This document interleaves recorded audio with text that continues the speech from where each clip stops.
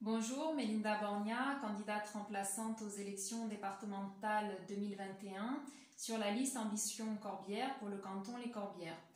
Je souhaite aujourd'hui aborder avec vous un sujet qui me tient à cœur, celui du handicap. Ce n'est pas un hasard si nous avons tenu à insérer ce thème dans notre profession de foi, et ceci à 2 reprises, dans le paragraphe Solidarité, Action sociale et santé, et dans celui de l'éducation, de la culture et du sport. Je vais vous expliquer ma situation personnelle, d'où mon implication dans le domaine du handicap. Je suis porteuse d'un handicap invisible, étant malentendante, appareillée d'une prothèse auditive. Et j'ai donc une reconnaissance de travailleur handicapé que l'on appelle RQTH. J'ai 3 enfants, dont la petite dernière maintenant âgée de 7 ans, qui est née avec une maladie rare génétique appelée Hallermann-Streiff-François. Il n'y en a que 400 cas dans le monde.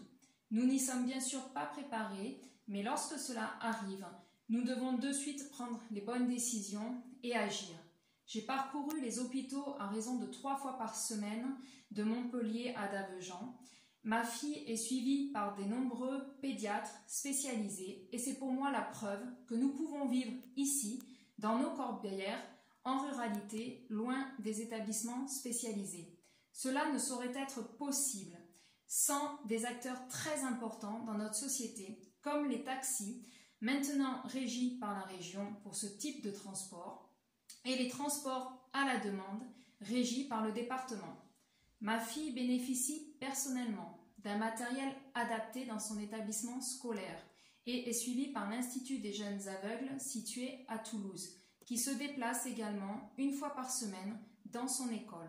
Elle va aussi toutes les 2 à 3 semaines sur le site de l'Institut des jeunes aveugles à Toulouse.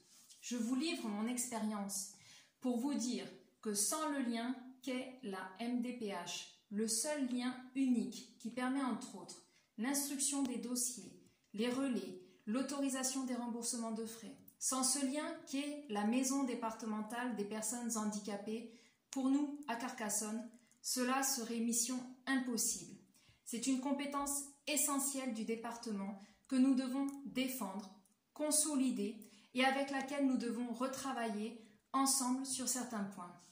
Je vous donne par exemple, pour ma petite dernière, née en 2013, j'ai déjà dû réaliser 5 dossiers MDPH en 7 ans.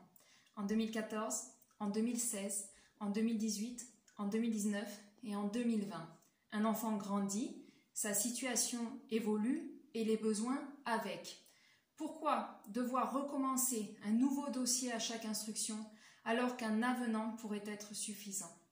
La lourdeur administrative perd de nombreuses familles et nous devons les défendre.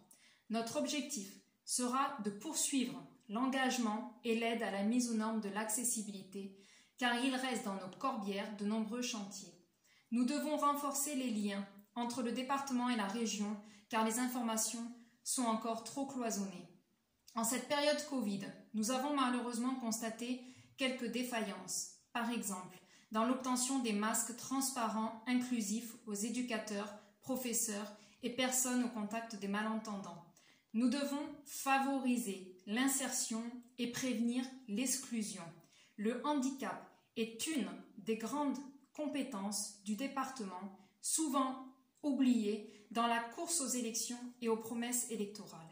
Bien vivre dans les corbières, ce sera également bien vivre notre handicap dans nos corbières.